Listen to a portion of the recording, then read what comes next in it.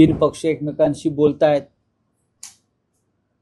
ती बोलणी संपत नाहीत, प्रत्येकाची इच्छा आहे. त्याच्यामुळे म्हणजे तीन तिघाडा आहे. जसं तिकडे महायुतीमध्ये सुद्धा तीन चाकी रिक्षा आहे. या गोष्टी अशा प्रकारच्या निवडणुकांमध्ये होत असतात. एक जागा आहे, एकाच जागेवरून तीन पक्षात सातत्यानं चर्चा सुरू आहे, शेवटच्या मिनिटापर्यंत सुरूच राहील. त्याच्यामुळे आता पाहू.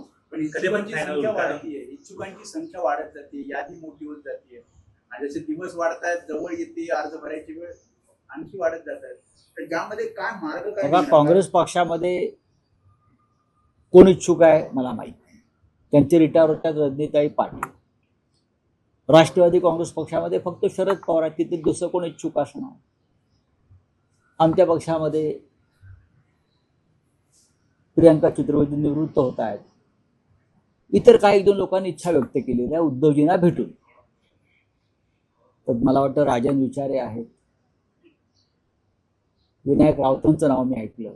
पण इच्छा व्यक्त करायला काहीच हरकत नाही. पण निर्णय पक्ष घेत असतो, पक्षप्रमुख घेत असतात. आणि आता शेवटी अर्ज भरण्याची तारीख आहे तेव्हा निर्णय घ्यावाच लागणार. मीटिंग होणार आहे का?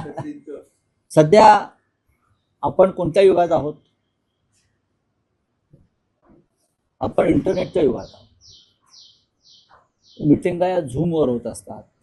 काय झूमच ना, त्याच्यावर बोलणी सुरू असतात. यंत्रणा फार प्रगत झालेली आहे. प्रत्यक्ष भेटण्याची गरज मला वाटत नाही.